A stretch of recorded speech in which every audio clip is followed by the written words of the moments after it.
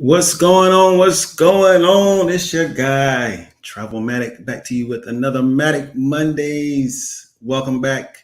And if this is your first time coming through, checking me out, definitely like and subscribe. Hit the thumbs up. It definitely helps the channel. And if you're returning, uh, hey, welcome back. You know what I'm saying? So this is a channel about remote work, about digital nomads, about if you just want to stay at the house and just save money, be with your family, be with your loved ones, multitask, work on some other ventures while getting paid on the clock. But my co-host tonight is not here. She is still coming through Oregon with the World Championships, her dream trip to meet some of her wonderful athletes, and she had a great time. So she is in transit back to her hometown. So stepping in for me tonight, I have my good guy, my ace from the city of Boston, or what is that? What's the part where New Edition from? I forget. I think he's from around that way. He from around the block where New Edition was born and raised. That's it. Yeah, my guy, Brown Liquor Baron, aka Jermaine. What's going on, man? You're on mute if you're talking, man. You're on mute. You're on mute. Or maybe he's getting settled in. But anyway, while he comes on and gets settled in, yes, we are here talking about faking it to make it. Can you fake it to make it? Not even in IT, but just any area that you're trying to achieve with a role. A lot of times you hear that expression a lot, but have some people succeeded with that, or have some people failed. We're going to kind of go through that. Not to say if it's good or bad, but just kind of get through it and see, how you can actually just maybe bend the rules a little bit to kind of get where you need to get. You know. But first of all, I know that people want to see the jobs. We haven't shown jobs in a minute. I have 3 companies that I found through my guy Farad. I met him on LinkedIn. Had a deep list of July jobs, remote jobs, and I'm gonna go through those with you right quick. Just get to the meat and potatoes, and then we'll talk about the topic for tonight. Let me see here. Let me get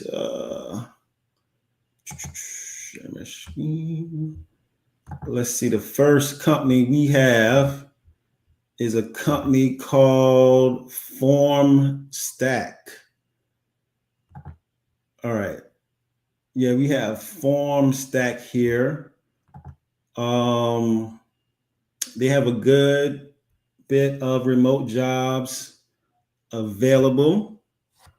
And it's not all IT. I always say I don't really try to push people towards IT because IT is not for everybody.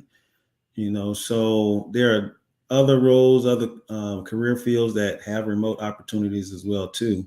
So let's start with, this one is a big one. You hear this all the time on TikTok and Instagram. Customer success manager.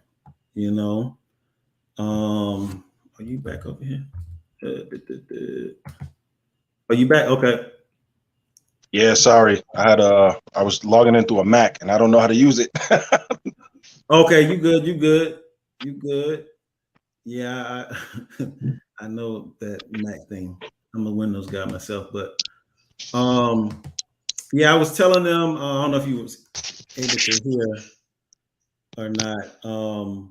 I got a few companies that remote jobs.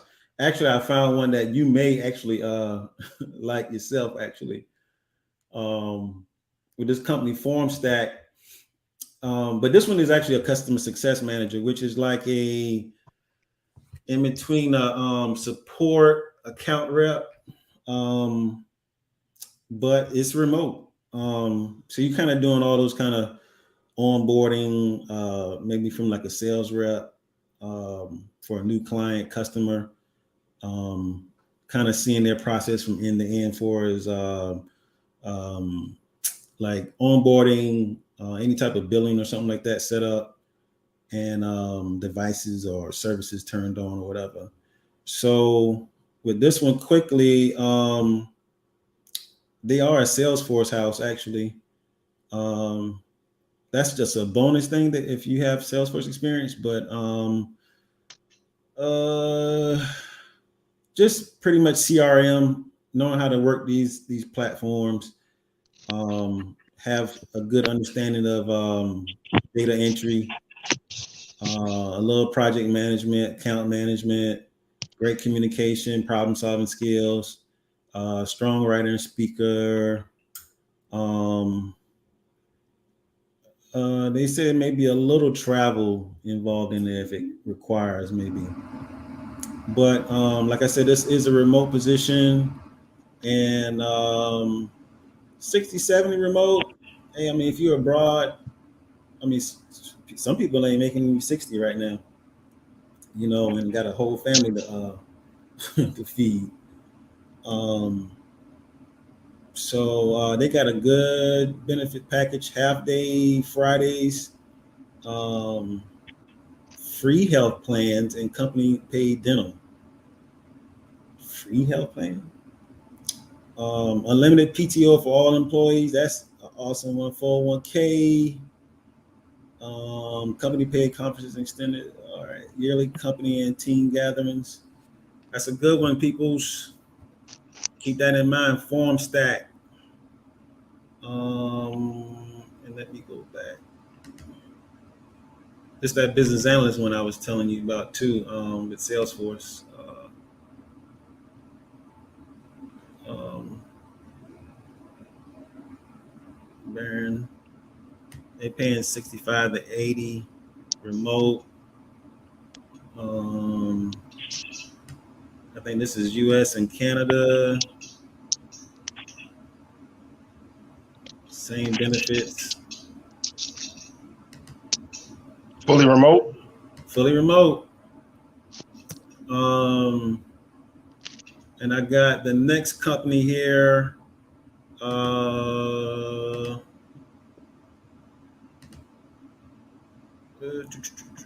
think this one is called Two Cows. Love the black woman on the front. You got to always put that up there, make it seem diverse. And this is a remote first forever company. I love that. I like the way that sounds.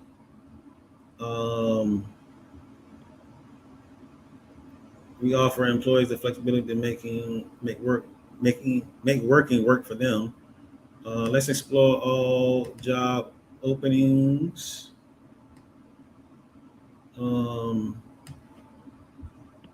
They have a lot of customer experience. You don't even have to pick. Well, they got one job that looked like it's not remote, but majority of these are remote.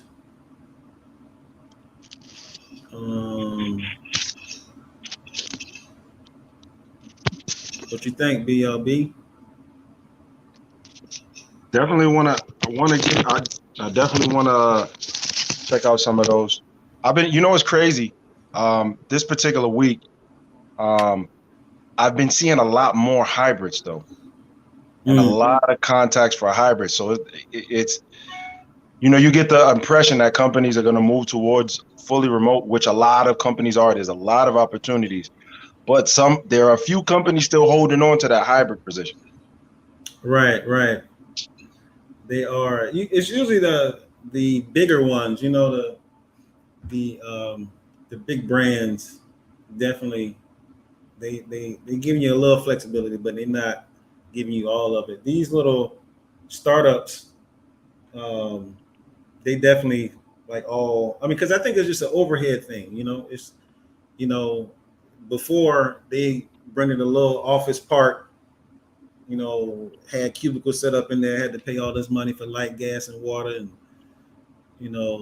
administrative fees and stuff, and you know, to hold on to that through COVID, it was a game of chicken. Mhm. How long you gonna hold out and rent this place from me? Knowing you don't have nobody in here, and everybody working good from home. So people, the smaller companies gave in. Bigger companies had that they own the block. You know what I'm saying? The Facebooks and the Googles and all that stuff. They own the block, so they can wait it out. But I got one more or two for the people. Um, I thought about our guy, Big J. With this one, is a Europe. They exclusively looked or wanted somebody from the European Union. They're looking for candidates from the European Union. I'm bridging out, trying to get everybody love, because one of our travel friends reached out to me and said, "Man, travel man, I need your help, man. I need to get remote real quick, real bad."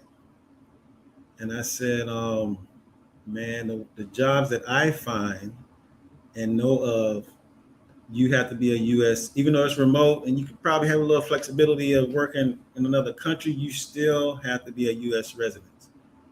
So I found this one right here, customer support specialist, specifically in the EU region, European Union. Um, it says here too, we're looking for someone in the EU region who is an empathetic and patient person that enjoys solving tricky customer problems while looking for ways to improve customer experience in the long run. I said, that sounds just like Big J. So I'm gonna have to send this to him, and it looks pretty good. I don't know the rate of this, but this company is like it's like a app, it's like a CRM type tool they have that can help reduce spreadsheets and kind of automate your businesses. I mean, your customer base with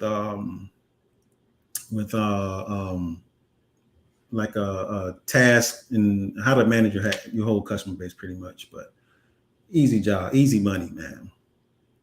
I don't want you brothers to get overwhelmed, and he taught me that, don't get overwhelmed with the description. A lot of stuff that they put into these descriptions, a good percentage of the time they won't even, it's not a major function of the job function. You can, these are things that would be nice to have, that they ask for in the job descriptions. But I could tell you a story. When I came on, they were asking for a whole bunch of experience in a certain area, and we barely ever touched that particular function. Right. So don't get overwhelmed when you see some of these job postings, and it has a lot of wording in it. Some wording. There's also sometimes they word things, and you probably have a lot of experience in that position or that actual function, but they worded it a little different, and it looks a little overwhelming. But just try to gaze at it, read it, and understand what you're looking at. And if you don't understand some of the jargon that they use in some of these job descriptions, I think a lot of job descriptions try to simplify their requirements, but some don't. Right, So right. Yes, definitely. You can get discouraged with the job titles. I say more or less. You're probably doing about 50% of that. That's in the job title. Tops, tops is 50%. And then also if it says required or preferred, you know, the required, they're gonna probably want 90% of that, but the preferred, they probably only want 10% of that. Um, you know, so don't like I think on one of these they had uh additional abilities speaking Spanish. That's just preferred. Like you don't have to have Spanish. You know, they just additional benefit. That's a benefit to you to get this position if you speak Spanish. You know, so yeah, still apply, man. You never know. But Jermaine, have you ever fake it to make it before? Have you ever done that before? I have. And what's actually funny when you just said some of those companies that, you know, prefer a person speak Spanish, you can fake it till you make it. Yeah, I speak a little Spanish, and Google Translate everything you come across. Well, you know, it's all about perspective, man. You know, like what do you think is good, and what do you think is not good? You know, I think I have good Spanish, but it may not be as good because sometimes I don't understand Dominican Spanish or like who does understand Dominican Spanish besides Dominicans? But It takes yeah, a while. It takes a while. right. So now, the reason why I thought about this because a lot of a lot in the social media, the TikTok, they're saying like transition your current skills, whether you're in a cubicle, whether you drive for Uber, and become take this boot camp class, take this other 4-week program and become a program manager. Like you can't do it. I have a friend that he was going from training to being a database administrator, and like database administrators, they are very tenured in their career. Like at least it takes you a while to even just get experience, maybe 5-10 years, and you just can't transition into that. And if you try to, once you get in these interviews, they're gonna know within 5 minutes if you know your stuff or not. So that's where you faked it till you didn't make it and you failed, and you can become a little discouraged. So I can say go ahead. Let me ask you a question. You know, you have some people that, do fake it till they make it. But what would be that signifier to say, okay, you're a little bit over yet, you're a bit out of your weight class? When you don't get the job, I mean, you'll know right then and there if you, I mean, you don't really know it. You could, because I'll give you the perfect example. When lady by the name of Yolanda, who actually helped me to get my mind around project management. She didn't really took me under her wing, but she kind of just introduced me to it. And so she helped me with my resume, and she got me all geeked up, and she didn't really know how to slowly transition me into it. She kind of just threw me into the deep end. And once I got into the deep end, I had my first interview. I remember like it was yesterday. This guy named Brad, small company in Alpharetta, went in, and the guy was like, "Oh yeah, how you doing, Adrian?" And sat down. We had a little powwow, and then on my resume it had where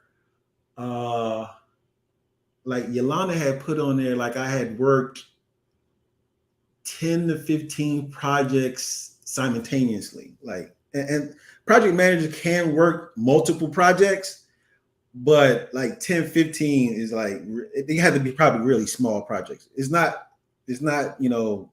out this world to say you cannot. But for me, like he wanted to say, like, how are you able to do that? Tell me how you were able to do that.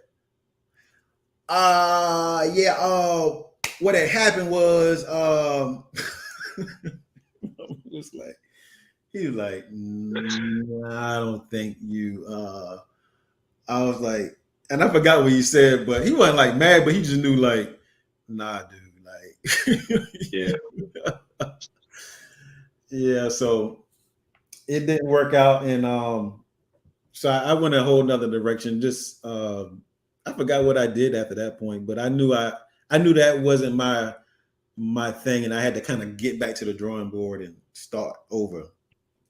But that's what a lot of people are doing in these roles now. With like becoming a project manager and a product manager, you can't really transition into that like so easy, and you need to have that experience. So a lot of people on like TikTok and Instagram, I'll see they'll say like in the comments like, well, they saying you need this kind of experience and you need this kind of experience, and like how do I get the experience? And like, yeah, you need to have the experience, so it's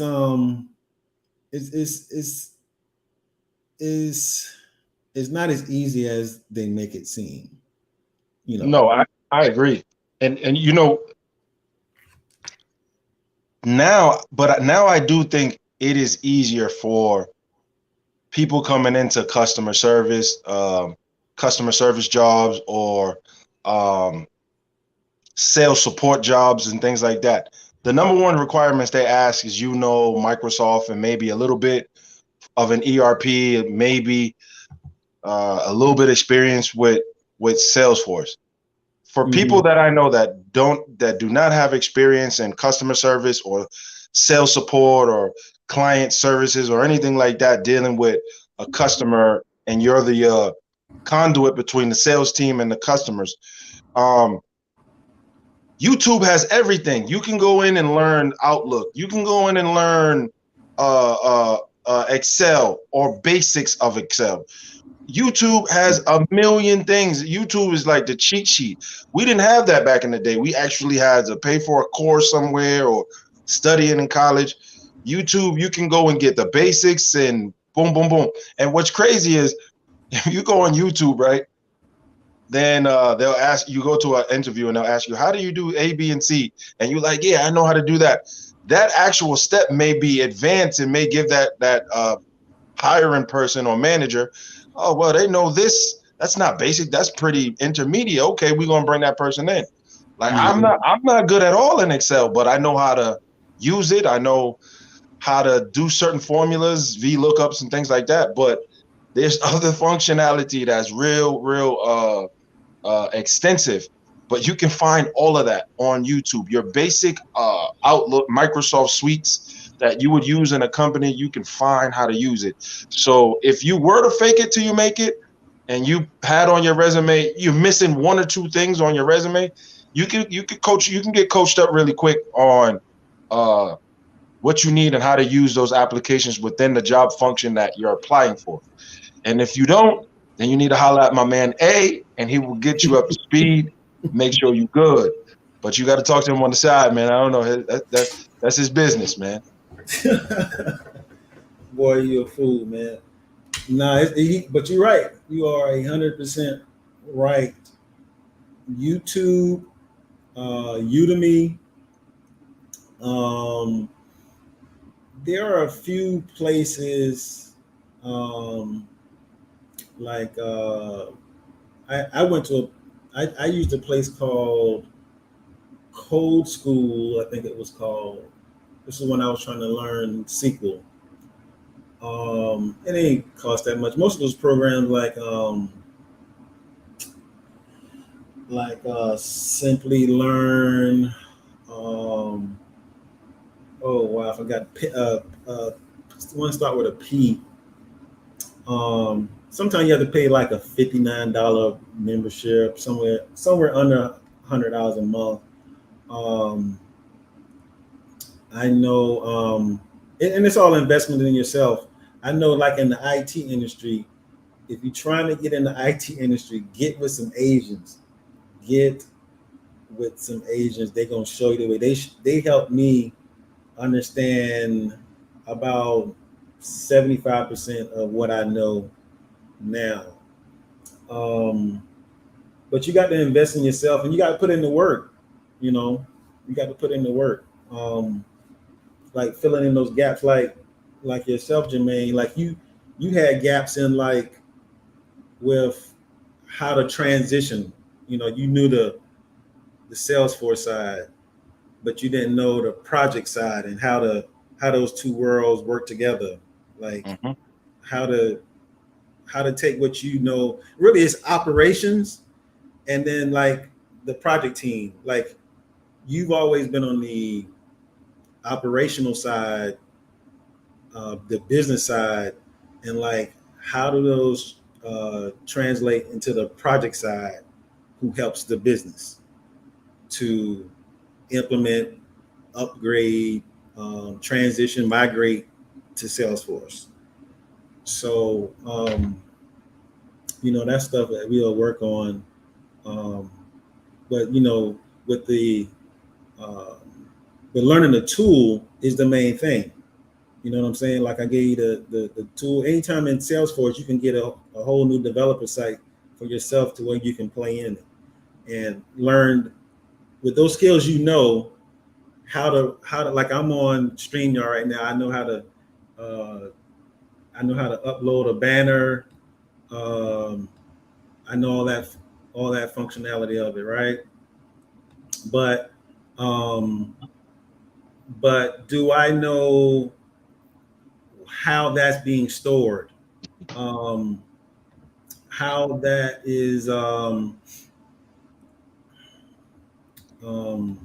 yeah, how that is being stored in the back end. You know, I typed in "Don't be a fool." Can I type in other things? Will Jermaine give me the access to type in other things? Because right now I can only put in five. I can only put in five banners. I may want to put in 10 banners. Jermaine, you and your project team, can y'all help me? Can you put in 10? Oh yeah, you probably can go that's probably something you can do yourself as an admin. Go on the admin screen for the UI, additional 5 spaces for banners. Save, refresh the system. Tell myself, hey, go in there and see if you can. You should be able to go ahead and put put 10 banners in there. You have 5 additional spaces I just added. So that's because you knew, or you actually met with me and I gave you the requirements. You were able to go back um, and work on those deliverables, and then you notified me to test it out. So you tested it with me. Now I'm gonna say, hey, good job, appreciate it. It's exactly what I wanted. So that's where you have to just understand how to apply those things that from the business side and how to conduct it on the project side for us producing that. So um, it's just all about getting your mind wrapped around that is the biggest thing. But yeah. What would you what would you say is the biggest for people? Because we've been talking about this for a little bit about people remote working. What would you say is the most common mistake resume wise for people getting ready to apply or wanting to seek other employment? What would you say is the mistake on their resumes? Because this is something that before you can even get to the part where you're able to fake it till you make it, you got to have a decent resume for them to look at. What do you see, or what have you heard as the most common mistakes that people make on their resumes? Not knowing what's on there, like myself, like I just told you about the project management time. Like I didn't understand that that's a lot of work to do to work on 5 to 10 projects, at a time.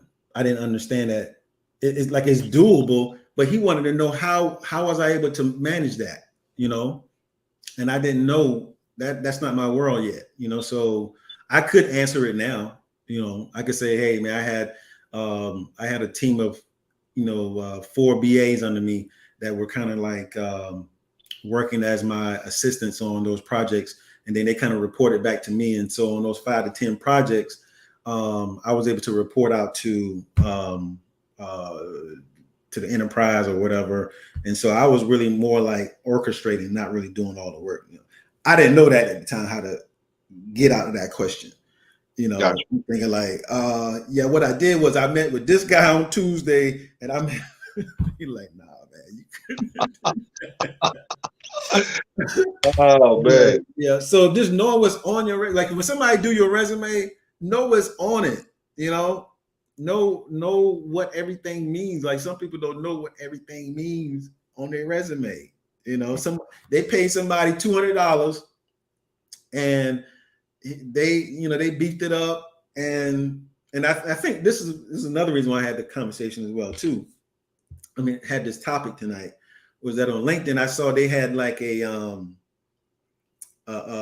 picture. It was like a meme, and they had like this. They said your resume and the interview. So under the resume caption, it had this big dragon with this fire coming out, and it's saying that's your resume. That's a representation of your resume. But then like in the interview, it was like a little dragon with a little poof, like that's like your resume is on beast mode, but when you get in the interview, it's like it doesn't match what's on the resume. You got a big dog resume, but you in there like a puppy. Right. When you get in the interview, it don't match, and that's where a lot of people get caught up. Like, yeah, he don't really have that swag. Like his resume is really swagged up. Also pay attention to timelines as well. Like I saw this girl on Instagram, but it's happened to me before too. The girl graduated July 2019. Her first job as a recruiter, she got a recruiter job right out of high school. I'm right out of college. But it said 2018, like it overlapped her graduation date and when she left that recruiter job. Like so essentially her senior year, she was a recruiter at the actual university that she came from. If I saw that as a recruiter, I would first of all, was this work study? And you saying this right? Or a co-op year or something like that? Yeah. Yes. And usually you're not going to be like a head recruiter. You're going to be like a recruiter assistant, account rep or whatever, somebody to kind of service the people who the big recruiter comes out and gets. So you got to make it make sense. You know what I'm saying? Because some recruiters are going to look at like gaps. You got 5-month, 6-month gaps. What were you doing in that 5-6 months? They want to know that, Yeah.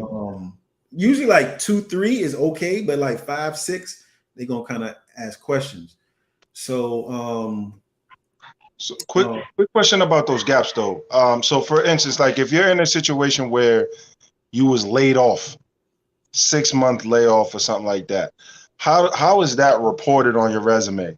Because I've never in the history of resumes that I've read or I've done seen, okay, I was laid off for this period of time and on unemployment or whatever. Well, some applications are going to call you out on that.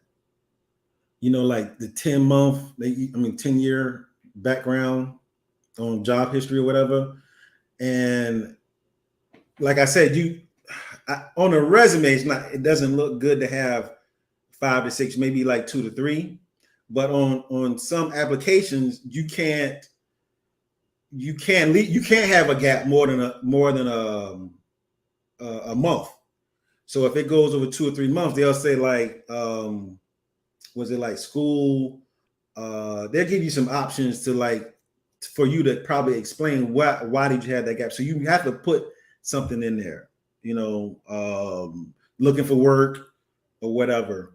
I know sometimes I have one time where that happened to me, and I did actually go to I went to IT training facility up in Gwinnett. It was about 8 months that I was off, but it was only like 3 months, So I just made it seem like it was like 5, 6 months that took up that 8. So I had like 2 months one on the front and one on the end that, they'll give you a little grace period. Like you get a little 1 month grace period of just, you just effing off. You just chilling, you just recouping. But right. 3, you're gonna have to put something down there like, yeah, bro, what was you doing, man? What was you doing, dog? So yeah. What's my guy BS3? What's going on? Salute. Yeah. I didn't tell you I'm on Roku now, man, with my channel, man. I'm playing on demand videos on my channel. This, remote working and my other little travel. So this guy BS3, he has a Roku channel, a Roku network, where he has the channels that he can upload live.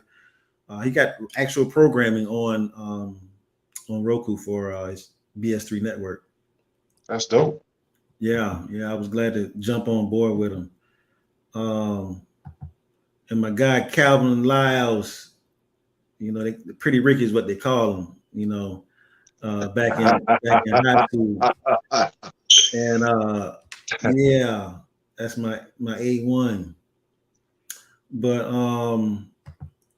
yeah, so another thing to transition to faking it till you make it, talking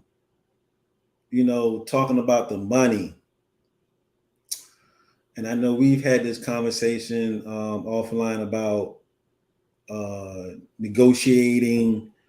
When you faking it, sometimes you don't know, what to ask for, what to negotiate, all that stuff. And that sometimes that can send up a red flag too, where they like, I remember the first time somebody, it was for a Bell South contract. This when I was really getting into project management. I hadn't put my resume out there. Like I said, you get a lot of the contracts that come through when you put your resume on Indeed and Dice and Monster. And the lady called me and she says, yeah, I got this contract, business analyst. This is like 2015. She was like, it's paying like 35. It's paying like 35 or whatever, right? And I was like, oof, man, I can't do no 35,000, man. At this time I was making, I was working at Home Depot, HR place, and I was making like bottom HR. Home Depot don't pay you. Just to let you know that. They don't pay you, man. I don't care if you on in the call center or if you engineer, they don't pay you, man. I don't care what they care. But anyway, so the lady said 30, she said 35. And I thought she meant 35,000. Right then, I mean, I was thinking like, man, I ain't making that much here, but dang it, I can't do no 35,000. And so somehow she said something and I said something, and then she was like, no, that's $35 an hour. I was like, yeah. Yeah, work that out. I was like, oh, I knew she probably thought like, dude, like, what you mean? Like, you're like, you turning this down? Like, and I'm like, I thought she was talking about that. And I didn't know, you know, that's now in contracts, you talk in hourly. In Right. a full-time project, you talk yearly. So I thought she was talking yearly because that's all I'm used to is, you know, yearly stuff, full-time work. But I was like, $35 an hour. I said, man, sign me up. And so, but I could have, one, I could have turned that down, or two, I could have just, you know, made her seem like, you know, do you really know what? Because they can understand if you know your stuff by what you ask for, you know.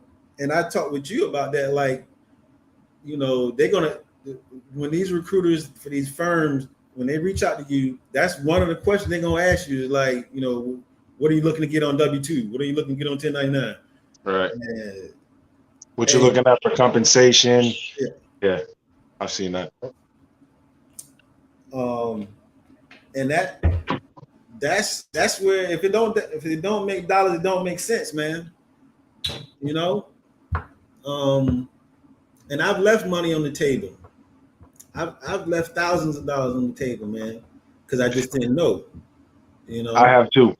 I have too. And I didn't realize it until me and you started having these conversations. And I think back to all the negotiations that I've done. And there was an incident where a company that I worked for hired me for a certain amount of money. And then they hired a counterpart. And we got to talking at lunch. You know, we was doing what they tell you not to do, is discuss salaries. And this man got 5,000 more than me. And I'm like, man, I should have negotiated. I should have came in and be like, nah, we gotta talk about this. And I didn't do it. it's a wrap, man. It's a wrap. That's it. Like I tell Tiffany, I said, man, you gotta get your money from the door, man. You got to get your money from the door. You have to, you know, it's something that's we talked about, you know, sometimes us as Black people, sometimes, you know, with these great opportunities that we have, sometimes we still don't feel like we're worthy enough. It could root back to, you know, slavery, suppression, uh, anything. You know, sometimes our parents haven't probably seen the amount of money we make, and we don't think we made enough. You know, came from nothing. But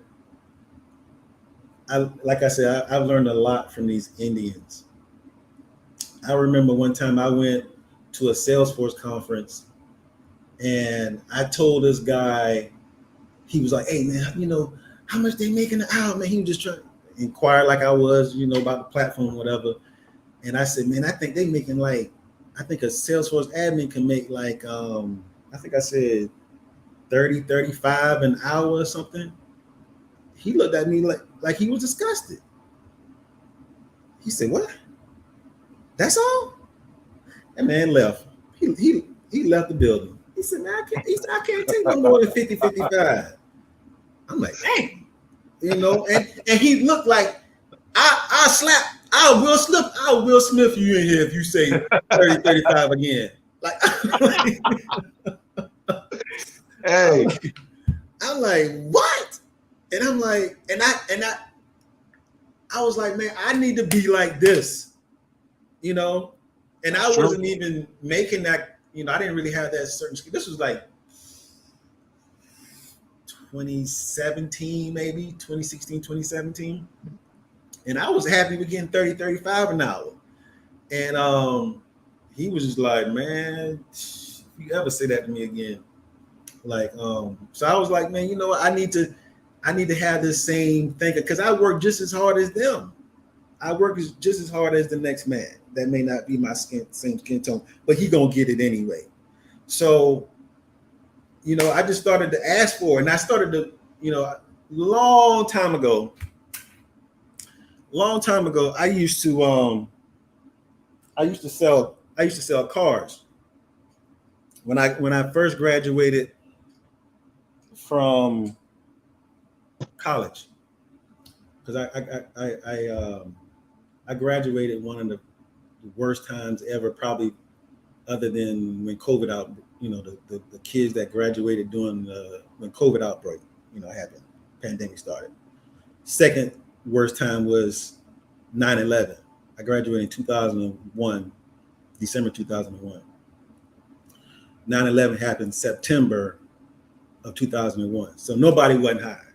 So went to the dealership, we got a card. Guy says, hey, you know, you want a job? I'm like, yeah.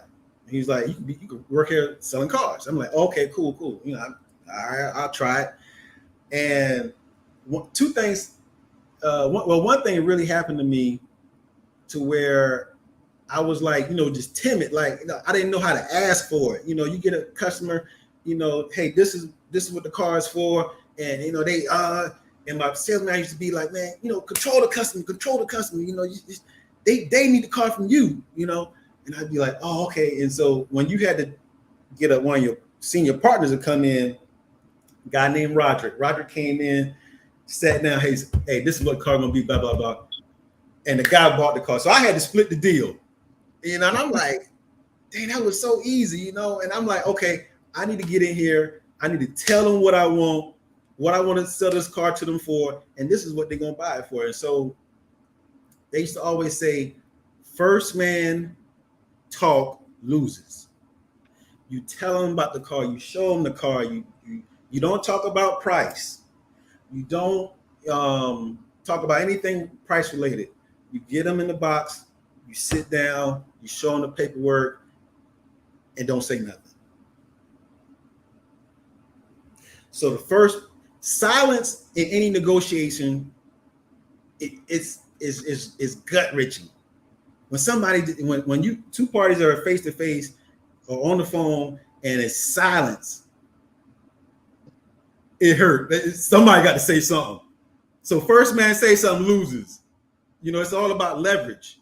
Right. So I applied that to like when I'm talking to people about the money I'm gonna get on these contracts.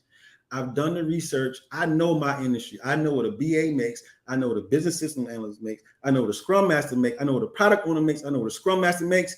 I know what a technical analyst makes. So when they say what are you looking to be at for as compensation or whatever, I always say this. Mr. Jermaine, based on the job description, which I have taken the time to read, and based on my skill set and the certifications that I have, what I think is fair would be $65 an hour.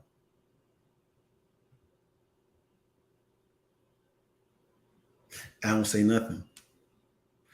A few things gonna happen. One, they may say,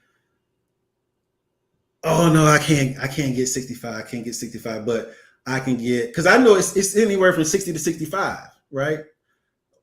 Now if they say, well, what we have is 60, 65. What do you want to be at? I'm not gonna say 60, but some people may say, man, I don't want to be greedy. I work hard. I got a degree. I got certifications. If you say 60 to 65, why say 60? You know what I'm saying? I like big numbers. 60, 65. And then they're gonna say, well, I don't wanna like I want to put you in a good spot. So can we get per like 62? No. I just had this today. It was around 43, 45. I'm looking to probably stack it or whatever. Right. She says they said 42.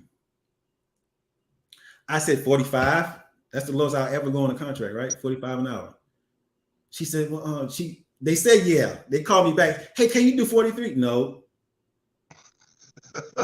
See, I know my worth. I know my worth. I know nobody ain't gonna outwork me. I know all the documentation. I know the systems. I know y'all got to serve, especially when I got y'all bent over barrel. Oh, you gonna pay me. You gonna pay me. Because I know y'all stashing a little money on the side anyway, too. So when you got to be like that Indian at the Salesforce conference. You have to have that Indian mindset, like I deserve, even if you don't have the project management, but you got to have that confidence like you do.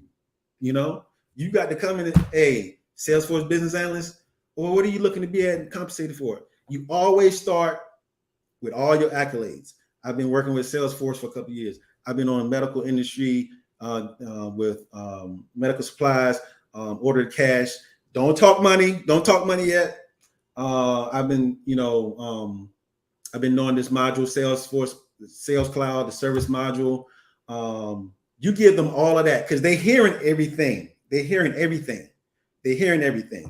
And then you hit them with the money. I feel it's fair because everybody like the word fair. You know what I'm saying? Instead of saying, I think I deserve, or I think you should give me, or what I think is fair is $65 an hour.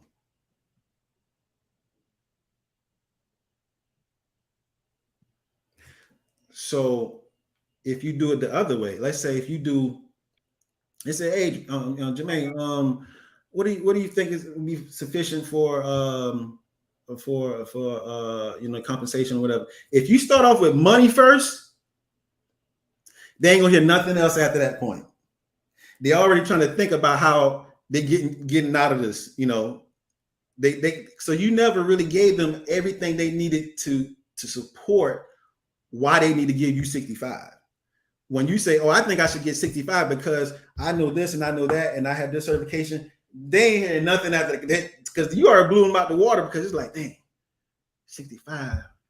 No, I need to have them back. They're not really hearing that you certified, that because you already gave them what they wanted. You got to control them to say, hey, first, before we talk about money, I want to first know that I have a degree in such and such. I've been working in Salesforce for this long.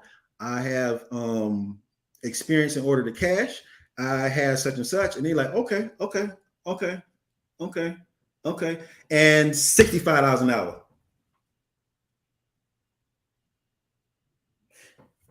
And let's say the one thing that hurts me sometimes is when they say, oh, okay, cool. God dang, I love money on the table. I was 68 or so. But at least you got what you wanted. You think that's fair. You hear that keyword, fair. Yeah. You know what I'm saying? So you never, what is fair, what is not fair is you undermining yourself or not feeling worthy to ask for 65 when you ask for 55. And you get in there and because some people are like, I don't want to ask for too much because I don't want them to, aren't you worthy for 65? You know what I'm saying? And this is just a rough number I'm using, but you'll know based on the role. They'll say, but so yeah, I just wanted to, preach on you on that one, man. I know I said I was going to bring that up. No, you're right. I had last week I got a call from a lady, and she was like, where we had the conversation about my experience, went over the resume, all that, and she said, well, where you want to be at where would you want to be at for this contract? It's about 6 months. And I said, I gave her my numbers. And then she said, well, if they extend you for a year, where would you like to be? And I thought she was trying to quiz me to see if I change up my numbers, right? Mm-hmm. And I said, I want to be, I gave her the yearly totals right off the rip. Mm-hmm. And she's like, okay. And she goes, we that's within range of what we can do. And I was like, all right. That's good. Yeah, some people kind of go down a little. They will try to talk you down, and sometimes I would think down because PTO, 401k match and all that stuff. But right, it's $50 an hour is like 105 a year, and just 60 is 120, I think, a year, 118, 120. Like you just got to know them conversions in your head, like right. That, because it definitely does drop, like you said, when they start. If they hire you full term, You know, those numbers start to drop when they say, okay, benefits included. All right, we want to give you, we got great benefits, so we're gonna give you 70,000 and plus the benefits. You're like, nah, I'm good. I'm good. Right. My guy Calvin says, we as people sell ourselves short due to a lack of opportunity and knowledge. If our experiences career wise were that of the European, Indian, Asian counterparts, your mindset would be the same. Yeah. You know better, you do better, man. You definitely do. And then you just kind of get over that fear. You know, it's fear with it. You know, like, this is my best opportunity, and you know, and it's a lot of money. This is life-changing money. You know, and you don't want to blow it, but it's just like, hey, I'm gonna get another one because I am worthy. You know, you have to bring that energy around you, like I am worthy of good things. You know what I'm saying? Good people, good thoughts, good energy. You know what I'm saying? Because I do good. You know, I put good out there, so I deserve the good to come back to me. You know what I'm saying? I don't want to block my blessings by not asking for what I want.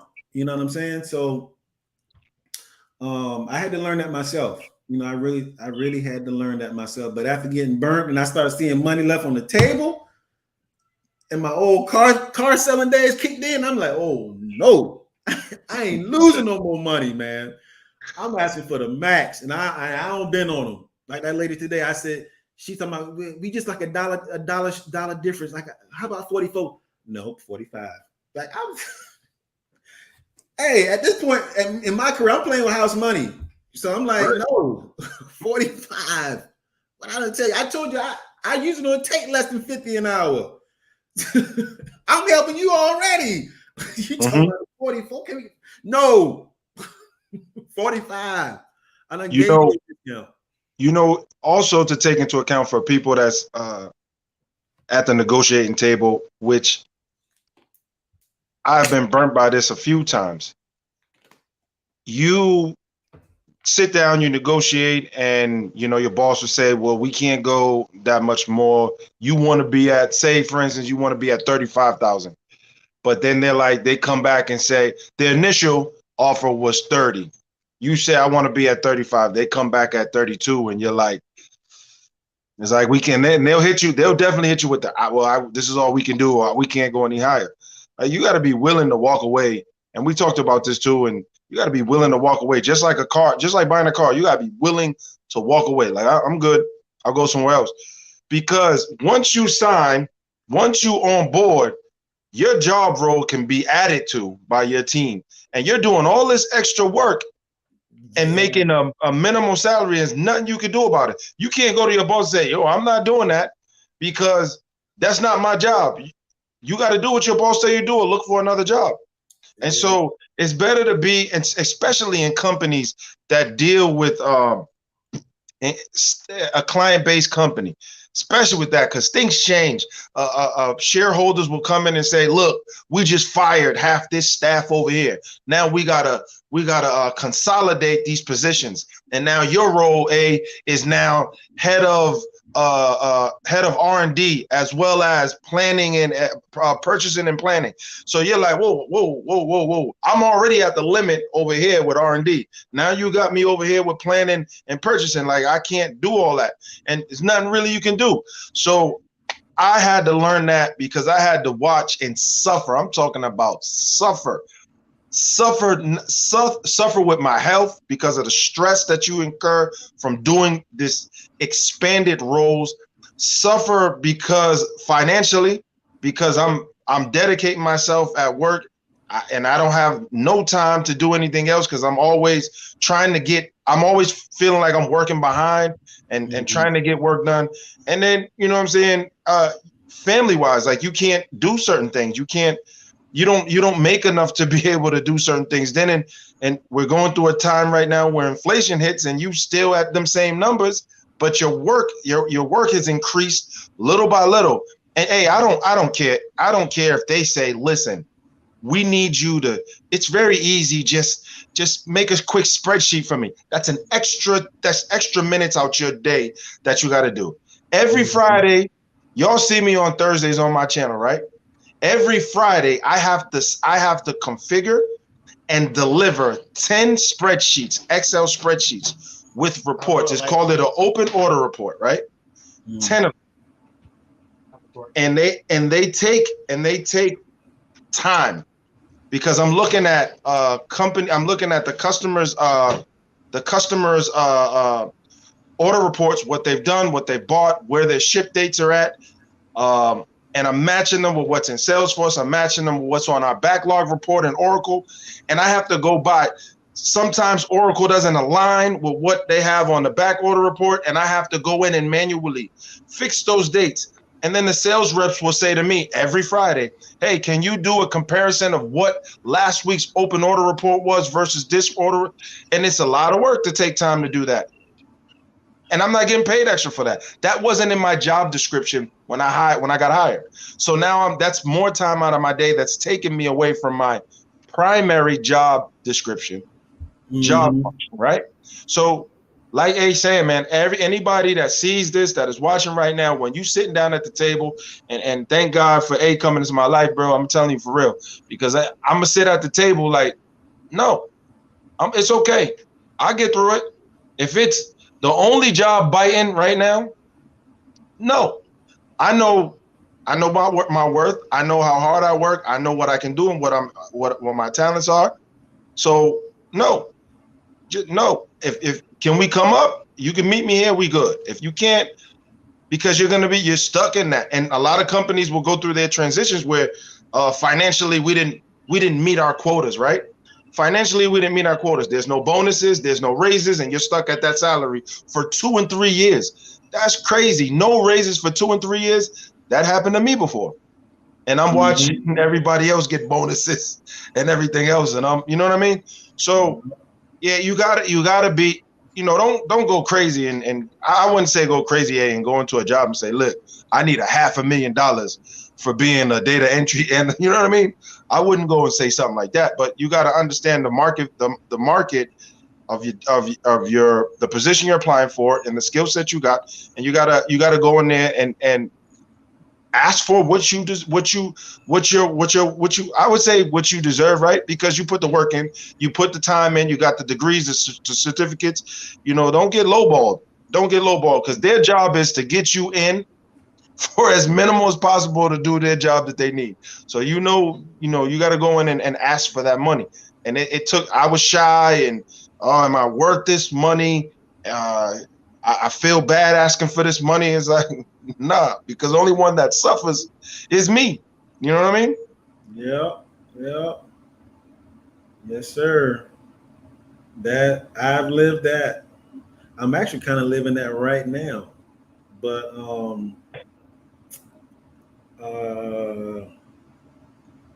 yeah, but you got to get your money from the door, because it can always change. Definitely in these IT roles, it can change. Yes, we got my guy BS3. He said I got caught up in a fake it till you make it with my resume too. My resume didn't make my words, didn't match my words, I think he was saying. Yeah, actually, I ain't mean to put my boy out on Front Street, but that database one, he was the one I was talking about, actually. Yeah, man, you got to get at me, BS3, man. We can make it work. I gave you a little strategy too on what you could do. Like with him, he's an HR guy, and I always say, like, you don't have to really throw away everything that you know in order to get in IT. There's all little lanes of IT. If you're in HR, you can be an HRS analyst. If you're in sales, you can be a pricing analyst, pricing sales analyst. If you're in, let's say, payroll, you can be a payroll analyst, accounts payable analyst, time and management. You can deal with all that kind of stuff in these platforms. So you just need to know the platform in order to get into IT. and then you can easily talk to it. You know, you can talk to um, things that are HR related, things that are time and management related, and how it applies to that platform, how it applies to that software. Um, like if you're in HR, you got PeopleSoft, Workday, Success Factors by SAP. All of them are very popular HR tools where they need people who understand HR, the business of HR, and how they use these platforms or how they should use them. You know, or how it will actually make their work tasks a lot easier because they understand they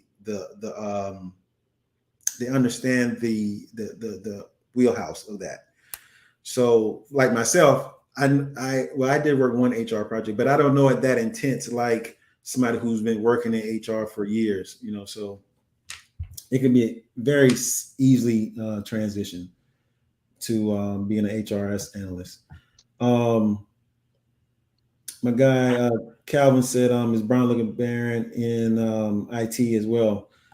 We getting them there, slowly but surely. We getting them there. That's what the channel is about, man. If you know, like I said, I don't try to push people towards IT, but if you're trying to get there, which there's an abundance of jobs that are non-coded, no code needed type roles. Your analysts, your what is business analysts, project managers, product managers, program managers. All of those don't need coding or whatever. QA analysts, all of them. But man, I think that's about it. That's all I had. I like to keep it at about an hour, about 7 minutes over. I will leave the those roles that I spoke about, the remote roles. I will leave them in the description for your viewing pleasure. If you're trying to get some remote opportunities, parting words from my guy Brown Liquor Baron. Again, man, I gotta say thank you to you. I'm gonna continue to sing this information because again, there's a lot of people that don't have access to this information or believe that there's opportunities that they can do, working from home or getting into IT or getting into what I'm doing currently, which is a support role or hybrid inside sales role. You can get into these things, and you don't necessarily need as much as you think you need to do some of these roles. You just need to be able to get with somebody that's going to give you that information and show you, hey, young blood, this is how you do it. And that's how it's been. I'm from Massachusetts, and you know that. I'm from Massachusetts, and it was always, look, I'm bringing my nephew or my cousin or my brother or something. I'm bringing him. He's going to do this job. And these people had no experience on how to do their job. The only thing they had going for them was they was related. They knew somebody who knew somebody who knew somebody. Mm-hmm. So we're at the point now. I'm at the point right now in my life where I'm singing praises. We need brothers and sisters out here doing these technical jobs. We need brothers and sisters going. We need a whole bunch of we need pilots. We need techs. We need IT people, starving for minority IT people. So let's get after it. I'm gonna keep pushing this information. Hopefully everybody that's watching tonight and will watch later on will be able to push this information and point them to, hey, this man is a lifesaver. I'm telling you, y'all better know. I'm about to start calling you the Godfather. Hey, this man, he's a legend in these streets, man. Man, I just try to help people, man, because I know I ain't had no help along the way. I had to kind of stumble and fumble and ask for help on the way myself. So you know, and it's just a lot of opportunity out there, man. I'm talking about people still happy about getting $18 an hour, and like what? I hear people on the train or I'm walking somewhere like, they paying $18 an hour over there. Like what? Man, I'm like, gosh, man, we as a people, man, we got to start thinking bigger, man. I'm telling you, with a few people in my life that's been in my life have helped me to start thinking big. I was thinking so small, man. I was thinking so small. My guy Calvin sent me some this thing on TikTok about thinking big, and I thought about just my whole life of just thinking so small, man. And you got to think big, man, because the white people, the Indians, they be thinking big, man. So that's it, people, man. Just think big, think big, think big. You deserve it. You worthy. Just remember that you're worthy, man. You're worthy. So yeah, definitely. You didn't give me your channel. Send me a link to your channel so that people can check you out. His channel is named Brown Liquor Baron. Travel a lot. You was coming from Ecuador, Peru? I came back from Colombia, so I spent a couple of days in Colombia coming from Peru. Okay. Where you up to next? I'm not sure yet. It's gonna be somewhere in South America, South or Central America. Oh, okay. Thought you were trying to head like to Thailand with all them other cats. Yeah, the new Chitlin circuit. Yeah.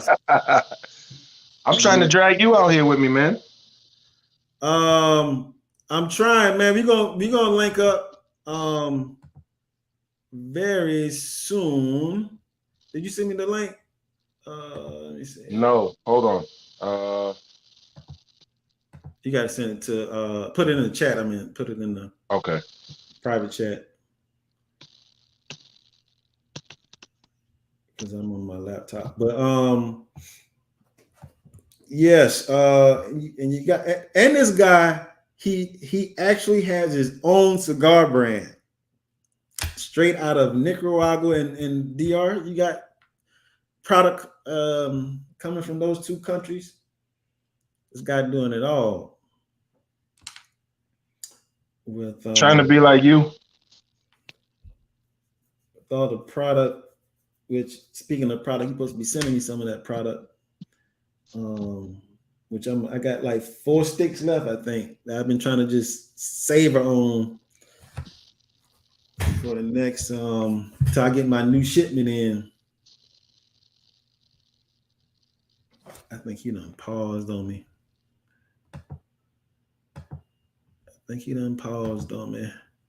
Let me see. Brown. Hold on a second. You don't want to copy. All right, there it goes. You got it? Okay.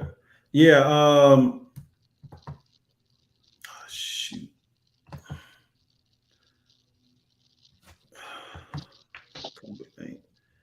All right. So definitely check him out. Subscribe. He's definitely growing his channel as well. Got a lot of his travels from Ecuador, Colombia, Peru. Also doing travel tips on Thirsty Thursdays. His concept is the brown liquor. Little men talk, little for the ladies too. He's had a few ladies on his channel talk about dating and traveling abroad. So I would definitely check him out this Thursday. But yeah, man, I appreciate you coming on, stepping in for our wonderful co-host Tiffany while she recruits from all that partying in Oregon she was doing at World Championships. So Salute, brother. I appreciate you. I appreciate you having me, my brother. Yes, sir. I'll talk to you on the WhatsApp, man. All right. PLP. All right. Yeah.